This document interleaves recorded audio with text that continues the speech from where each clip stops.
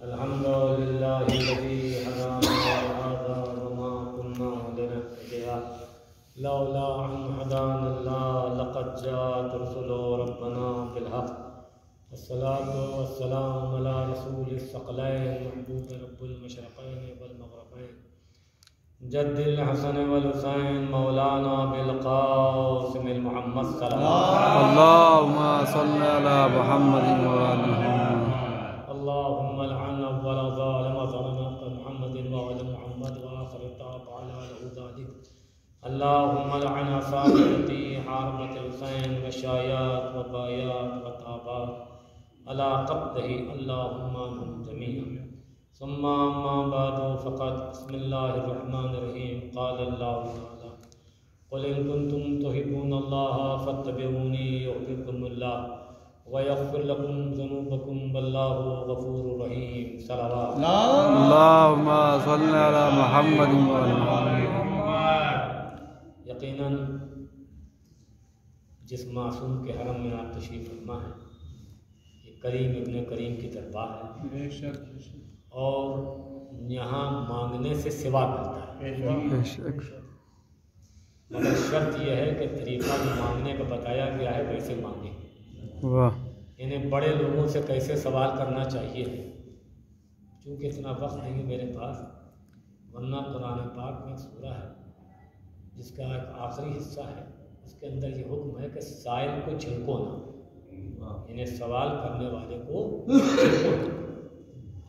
سوال یہ پیدا ہوتا ہے کہ آپ جن کے دربار میں ہیں یہ ہیں وارث قرآن، تو اب ان سے کوئی سوال کیا جائے گا تو یقیناً قبول ہونا ہی ہونا ان کی بات ہے.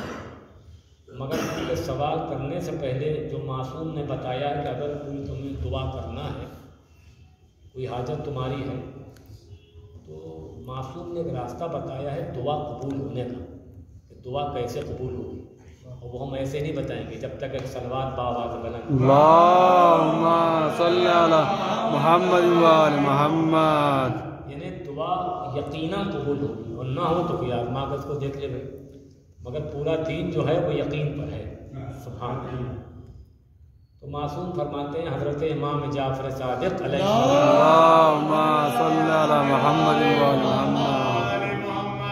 انہوں نے فرمایا کہ اگر کوئی بات تمہیں اللہ سے کہنا ہے، اگر کوئی حاجت ہے، اگر کوئی التجا ہے، اگر کوئی خواہش ہے، تو اگر تم اللہ سے کوئی بات کہنا چاہتے ہو تو سب سے پہلے تم ہم اہل بیت اطہار پر صلوات کرو، اور اس کے بعد پھر اپنی حاجت اللہ کی بارگاہ میں پیش کرو، اور جب تمہاری حاجت کی بات پوری ہو جائے اس کے بعد پھر صلوات بھیجو، 2 مرتبہ اول اور 2 مرتبہ آخر. تو جب یہ صلوات کے درمیان تمہاری دعا اللہ کی بارگاہ میں سبحان اللہ، تو اللہ کی رحمت سے سوا ہے یہ کہ تم صلوات کو قبول کر لے اور تمہاری دعا کو رد کر، یہ ہو نہیں سکتا. اللهم صل على محمد وآل محمد. تو یقیناً میں نے جس آیت کی تلاوت کی ہے یہ سورہ آل عمران کی آیت نمبر 30 ہے کہ قل ان کنتم تحبون اللہ. میرے نبی آپ ان لوگوں سے کہیے کہ اگر تم اللہ کو دوست رکھتے ہو، اگر تم اللہ کو مانتے ہو، اگر تمہارا ایمان توحید پر ہے، یہ جو لا الہ الا اللہ کہہ رہے ہو یہ دل کی گہرائی سے کہہ رہے ہو، خالی زبان سے کہہ رہے ہو. اے میرے نبی یہ سچے ہیں کہ جھوٹے، یہ حق پر ہیں یا باطل پر، اس کی پہچان کیا ہے؟ فاتبعونی، میرے نبی جو بھی یہ دعویٰ کرے تو آیا یہ نبی کے دور میں خالی کافی نہیں ہے بلکہ زمانے کے آخری حصے تک. سبحان اللہ. قل ان کنتم تحبون اللہ، میرے نبی آپ ان سے کہیے کہ اگر تم اللہ کو دوست رکھتے ہو تو فاتبعونی، یہ آپ کی پیروی کریں، یا آپ کا کہنا مانیں، یا آپ کے نقش قدم پر چلیں، یا آپ کے بتائے ہوئے راستے پر عمل کریں. اس کا مقصد یہ ہوتا ہے کہ خالی نبی کی ذات ماننا کافی نہیں ہے بلکہ نبی کی بات بھی ماننا ہوگی. اللهم صل على محمد وآل محمد. اور اصل مسئلہ تو یہی ہے کہ نبی کی بات کس نے مانی؟ نبی کی بات سوائے ایک فرقے کے کسی نے مانی ہی نہیں. سبحان اللہ. اور وہی پیغمبر کی حدیث ہے کہ میری امت میں 73 فرقے ہوں گے 73، اور ان 73 فرقوں میں ایک فرقہ جنت میں جائے گا. اس کا مقصد کیا ہوتا ہے کہ 72 فرقہ جہنم میں جائیں گے، ایک فرقہ جنت میں جائے گا. آج ہم سے یہ کہتے ہیں کہ صاحب ایسی تقریر کیے کہ سب کے سب ایک ہو، سب کے سب مجلس میں آئیں، سبحان اللہ۔ ہم سے کیا کہہ رہے ہیں کہ جناب ایسی تقریر کیے کہ سب کے سب ایک ہو جائیں۔ اور نبی نے کیا فرمایا؟ نبی نے فرمایا کہ میری امت میں 73 فرقے ہوں گے۔ توجہ، جو بات میں عرض کر رہا ہوں یہ کہیں سبحان اللہ، یہ بات قابل غور ہے۔ نبی نے فرمایا، اور یہ شیعہ سنی دونوں کتابوں میں ہے، کہ میری امت میں 70 ثلاثہ، میری امت میں 73 فرقے ہوں گے، 73 فرقے ہوں گے، اور ان میں سے ایک فرقہ جو ہے وہ جنت میں جائے گا۔ تو سوال یہ پیدا ہوتا ہے کہ میری بات سچ ہوگی یا نبی کا فرمان حق ہے؟ واہ، انہیں کا کیسی باتیں کر رہے ہیں؟ جو نبی نے فرما دیا وہ ہو کر رہے گا؟ بے شک بے شک، نبی نے جو فرما دیا وہی ہو کر رہے گا۔ پوری امت ایک طرف، پورا مجمع ایک طرف، سبحان اللہ، پوری خلقت ایک طرف، مگر نبی کا فرمان ایک طرف۔ نبی نے جو کہہ دیا وہ ہو کر رہے گا۔ تو سوال یہ پیدا ہوتا ہے کہ جب نبی نے یہ فرما دیا کہ میری امت میں 73 فرقے ہوں گے اور ان 73 فرقوں میں ایک فرقہ جنت میں جائے گا، تو سوال یہ پیدا ہوتا ہے 73 فرقوں میں ایک فرقہ جنت میں جائے گا، تو جو فرقہ جنت میں جائے گا، جس کو نبی جنت میں بھیج رہے ہیں، اس فرقے کا ایک شخص بھی جہنم میں جا نہیں سکتا۔ آپ نے بے شک بے شک، اگر اس فرقے کا ایک بھی جہنم میں چلا جائے تو نبی کا قول غلط ہو جائے گا۔ واہ، اور نبی جو 72 فرقے جہنم میں بھیج رہے ہیں ان میں کا ایک جنت میں نہیں آ سکتا۔ واہ واہ، صلوات اللہم صلی علی محمد وآل محمد۔ ارے بھائی، جب ادھر کا ایک ادھر نہیں آئے گا، ادھر کا ایک ادھر نہیں جا سکتا، تو پھر کاہے کے لیے کوشش کی جا رہی ہے؟ واہ، سبحان اللہ۔ تو نبی نے جو فرما دیا ہے وہ حرف حق ہے اور وہی ہو کر رہے گا۔ ہم کیا، ہماری بساط کیا، ہم کیا، ہماری بات کیا؟ تو اللہ نے فرمایا کہ فاتبعونی، میرے نبی یہ آپ کی پیروی کریں۔ آج ہوتا کیا ہے؟ میں نے کہا دیکھیے صاحب، کلمہ تو پڑھ ہی رہے، اللہ کو تو مان ہی رہے، آپ ان کو کیسے کافر کہیں گے؟ ارے میں نے کہا اگر اللہ کہہ دے کافر تو آپ کیا کر لیں گے بھائی؟ میں نے کہا کیا مطلب کہ اللہ نے کافر کہا ہے؟ خالی توحید کا جو اقرار کرے اس کو؟ میں نے کہا جی ہاں کہا ہے۔ انہوں نے کہا کون سی روایت میں؟ ارے میں نے کہا روایت میں نہیں، یہ آیت میں۔ صلوات اللہم صلی علی محمد وآل محمد۔ یعنی اگر کوئی شخص توحید کا اقرار کر رہا ہے، لا الہ الا اللہ کہہ رہا ہے، اور اللہ کے بنائے ہوئے کو نہیں مان رہا ہے، اللہ نے جس کو بنایا، جس کے لیے حکم دیا کہ اس کو مانو، لا الہ الا اللہ کا تو قائل ہے، مگر اللہ نے جس کو منوایا اس کو نہیں مانا۔ میں نے کہا وہ کون؟ میں نے کہا وہ تھا ابلیس۔ اللہ کو مان رہا تھا، اللہ کے آگے سر جھکا رہا تھا، مگر جب آدم کا پتلا بنا، اللہ نے قرآن میں فرمایا کہ جب اس میں روح پھونکوں تو تم سب کے سب سجدے میں چلے جانا۔ تو حکم قرآن کیا ہے کہ فسجدوا الا ابلیس، سب نے سجدہ کیا الا ابلیس، الا ابلیس، سبحان اللہ۔ اس کے بعد کا ٹکڑا کیا ہے؟ وہ بھی قرآن میں ابا واستکبر وکان من الکافرین، ابا واستکبر وکان من الکافرین۔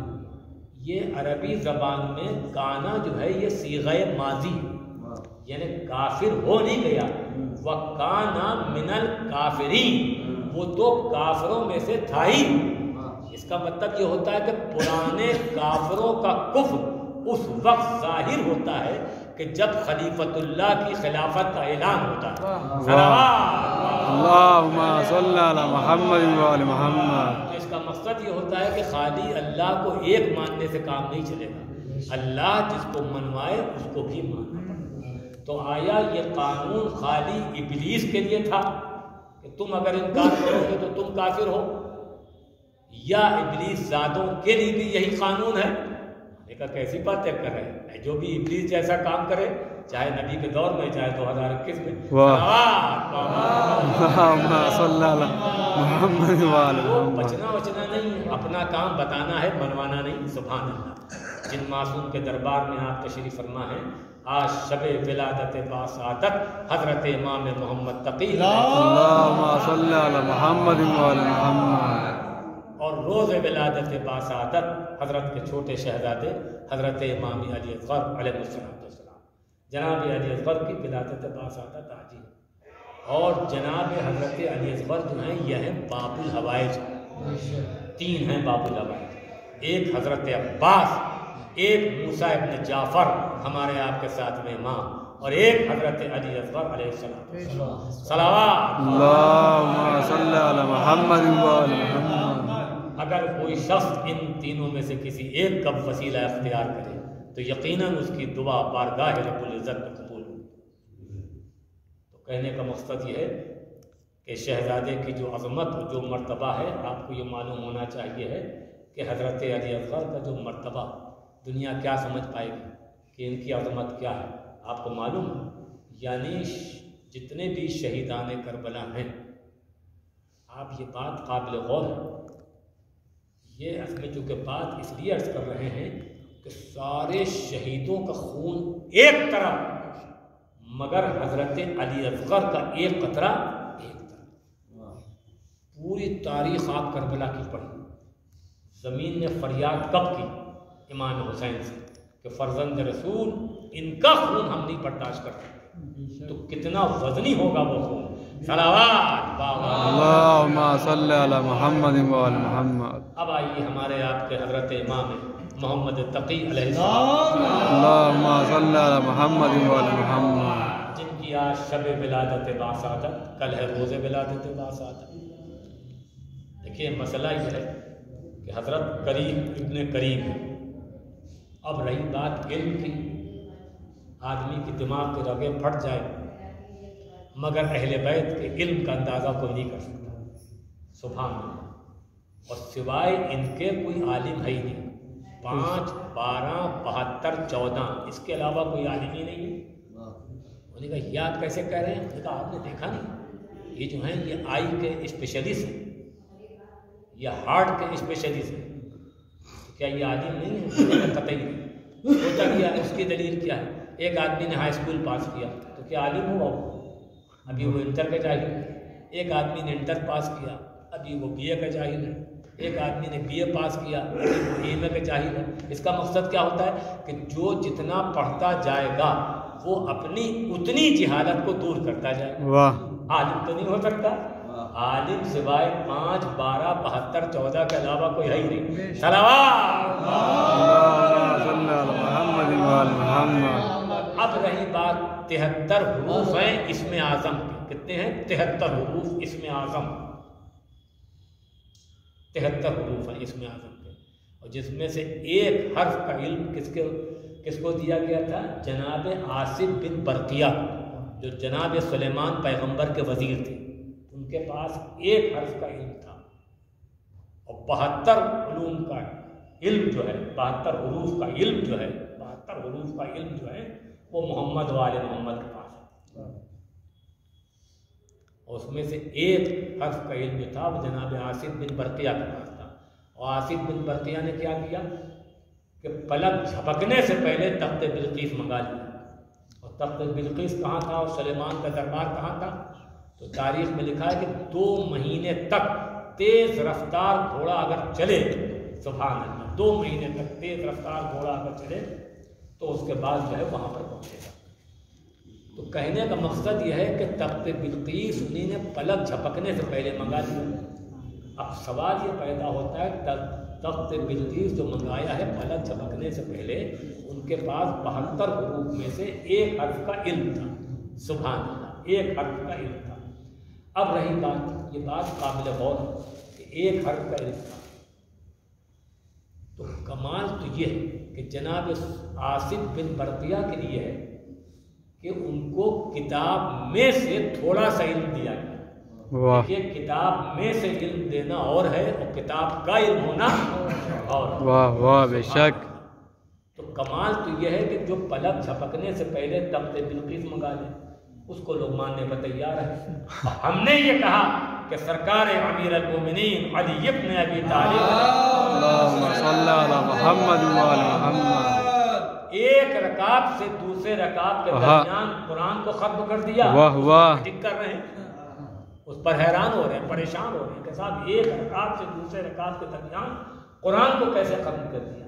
اصل میں مسئلہ یہ ہے کہ پڑھے لکھے ہیں نہیں، جانتے وانتے کچھ ہیں نہیں، مگر میر صاحب نے اپنے مراثی میں اس کو نظم کیا کہ مولا امیر المومنین علیہ الصلوۃ والسلام نے ایک رکعت سے دوسرے رکعت کے درمیان قرآن کو کیسے ختم کیا۔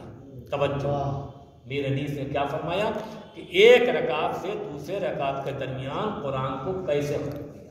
یہ ہم ایسے نہیں بتائیں گے جب تک ایک صلوات بآواز بلند اللہم صلی علی محمد و آل محمد۔ تو میر انیس فرماتے ہیں سبحان اللہ۔ ہوتا کیا ہے کہ آدمی حیران ہوتا ہے، ہم اپنی عقل کی ترازو میں اہل بیت کی فضیلت تولتے ہیں۔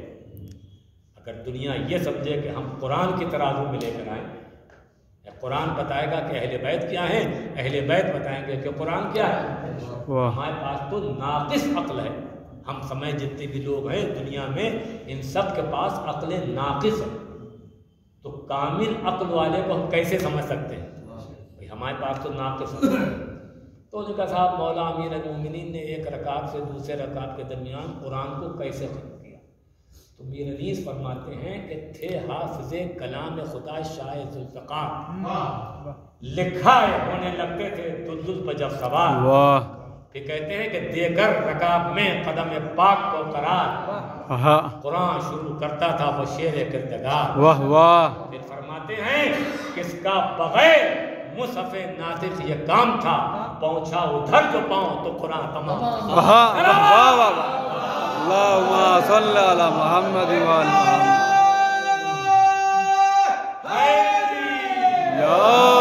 واہ واہ۔ اللہم صلی علی محمد و آل محمد۔ پہنچا ادھر جو پاؤں تو قرآن تمام تھا۔ تو دنیا سمجھے کہ عظمت اہل بیت کا ہم نے آپ کی خدمت میں بتا دیا، آگے آدمی کی مرضی ہے، چاہے مانے چاہے نہ۔ کیوں جناب؟ یہ کریم ابن کریم ہے، امام حسین مظلوم ہیں، مجبور نہیں۔ ہر سانس آدمی کو ہوتا کیا ہے کہ عقل مند آدمی وہی ہوتا کیا ہے کہ ہر آدمی پیسے کو عزیز رکھتا ہے، انہوں نے کہا سب کچھ جائے مگر پیسہ بچے۔ سبحان اللہ۔ پیسہ چپراسی سے لے کر اور مودی تک جس کے پاس بھی پیسہ آتا ہے وہ جانے ہی کے لیے آتا ہے۔ اب دروازہ آدمی کو کھولنا ہے، ایک ہے بیماری کا دروازہ، ایک ہے حادثات کا دروازہ، ایک ہے پولیس کورٹ کچہری اسپتال کا دروازہ، اور ایک ہے کار خیر کا دروازہ۔ سبحان اللہ۔ اب یہ تین دروازے جو ہیں جب یہ بند ہوں گے، سبحان اللہ، پولیس کورٹ کچہری اسپتال والا، حادثات والا، بیماری والا، اور جب یہ کار خیر کا دروازہ اللہ سے یہی کہیں کہ پروردگار میرا پیسہ راہ حسین پر راہ غدیر میں خرچ ہو، یہ دوا دارو پولیس کورٹ کچہری والے جتنے بھی دروازے ہیں سب بند کر دے۔ صلوات اللہم صلی علی محمد و آل محمد۔ تو مسئلہ کہ عقل مند آدمی تو وہی، مولا فرماتے ہیں سرکار امیر المومنین کہ بہترین دولت وہ ہے جس سے آخرت خریدی جائے۔ بے شک بے شک۔ سبحان اللہ۔ یعنی پیسہ جو ہے وہ راہ حسین پر خرچ، واہ واہ۔ راہ غدیر میں خرچ، سبحان اللہ۔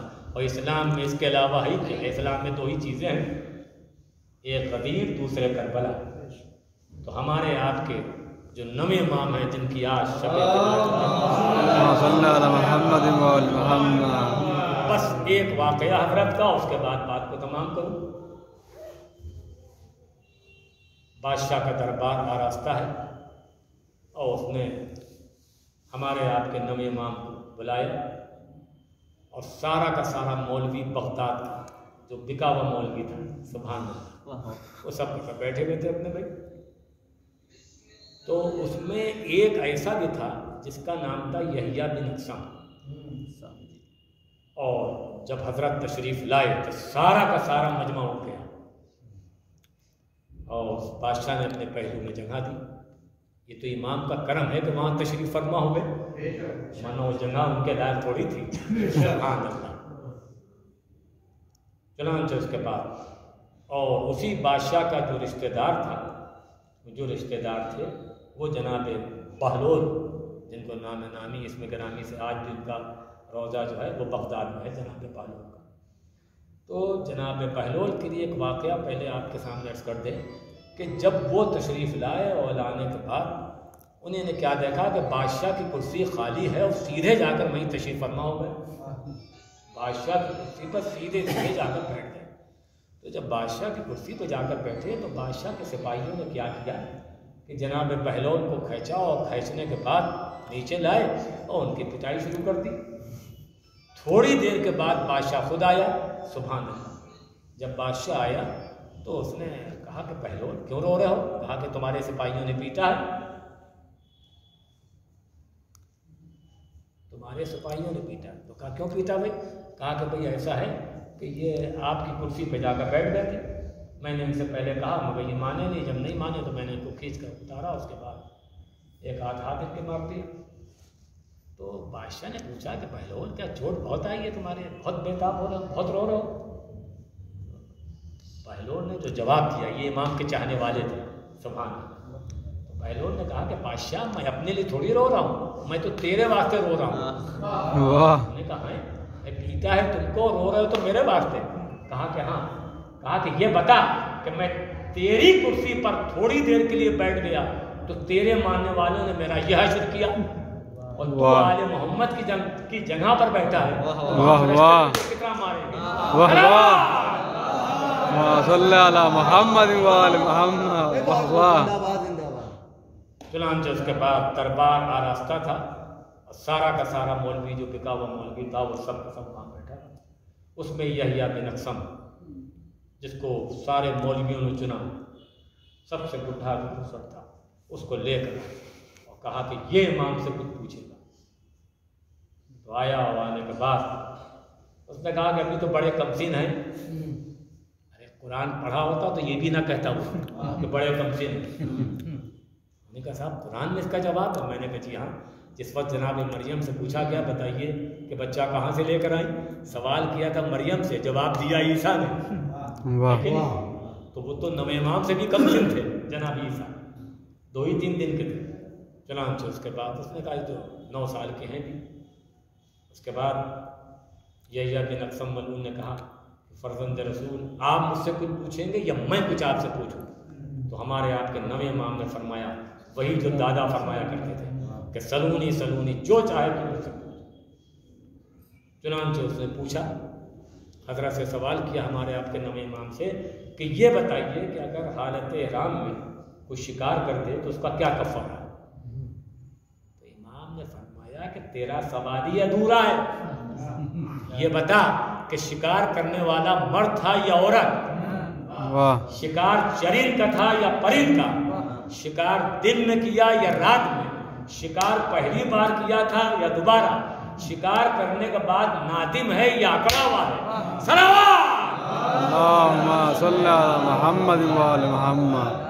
اب جب اتنے گوشے ہمارے آپ کے نویں امام نے فرمائے تو وہ تو حیران ہو گیا، سبحان اللہ۔ اس کے بعد تو کہنے کا مقصد یہ ہے کہ سوال کرنے سے پہلے سوچنا چاہیے، آپ کو معلوم ہے بولنے سے پہلے سوچ لینا چاہیے کہ ہم کیا بول رہے ہیں۔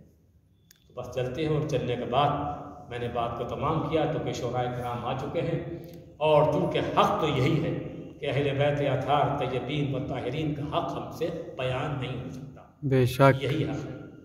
سبحان اللہ، ہم لاکھ تعریف کریں اہل بیت اطہار کی، ہم ویسی تعریف نہیں کر سکتے جیسی تعریف اللہ نے قرآن میں کی۔